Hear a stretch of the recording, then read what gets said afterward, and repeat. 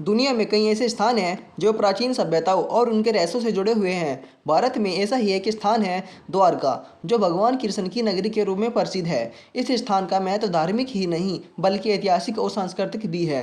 कहा जाता है कि द्वारका एक बार समुद्र में समा गई थी और यह सब एक रहस्य बना रहा है। लेकिन हाल ही में एक गोताखोरों की टीम ने समुद्र में एक अद्भुत खोज की, जिसने इस प्राचीन नगर के रहस्यों के फिर से उजागर कर दिया है। किसी भी साधारण गोताखोर के लिए समुद्र की गहराई एक रहस्य होती है, लेकिन एक विशेष दिन एक अनुभवी गोताखोर ने समुद्र में गोताखोरी करने का निर्णय लिया।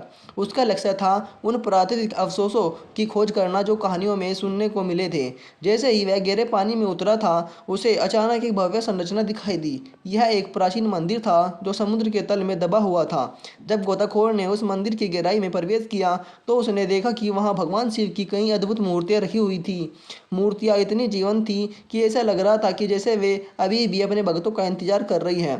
गोताखोर ने सोचा कि क्या यह संभव है कि ये मूर्तियां हजारों वर्षों पुरानी हैं। उसने ध्यान से मूर्तियों का निरीक्षण किया और पाया कि उनमें अद्भुत कारीगरी और नक्काशी थी। हर मूर्ति में एक अनूठी कहानी है। मंदिर के अंदर गोताखोरों ने एक और अनोखी चीज देखी, एक इंद्रधनुष का चित्रण। यह चित्रण रंग बिरंगे पत्थरों से बना हुआ था और उसके चारों ओर कई प्राचीन लिपियां थी।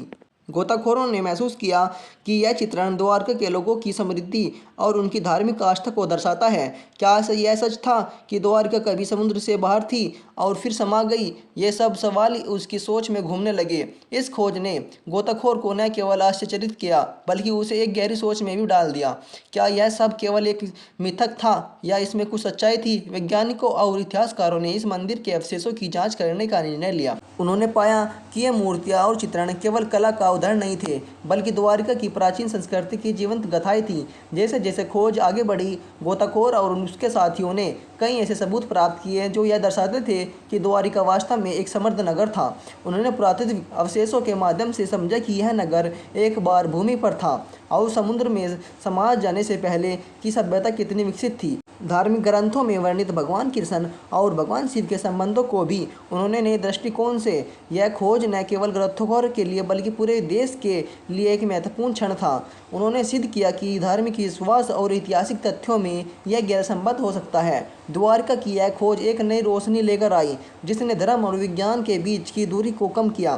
द्वारका की यह कहानी एक महत्वपूर्ण पाठ की है कि हमें अतीत को जानने और समझने का प्रयास करना चाहिए। गोताखोर की खोज ने दिखाया कि सत्य कहीं नहीं है, हमारे चारों ओर छिपा होता है और हमें उसे खोजने के लिए साहस और जिज्ञासा के साथ आगे बढ़ना चाहिए। द्वारिका का रहस्य आज समुद्र की गहराई में दबी हुई कहानियों से में जीवित है और यह हमें बताता है कि हमारी संस्कृति और इतिहास कई अनकही बातें हैं जो उन्हें सिखाता है कि हमें अपने इतिहास के कारों और इतिहास के बारे में जानकारी इकट्ठा करते रहना चाहिए। अगर आपको यह दोस्तों वीडियो अच्छी लगी है तो प्लीज़ इसे वीडियो को लाइक कर दीजिए, अपने दोस्तों में शेयर कीजिए। यह भगवान शिव, आप किस भगवान को मानते हो प्लीज़ कमेंट में अपना नाम बताइए, भगवान का नाम लिखिए। जय श्री राम, जय श्री राम।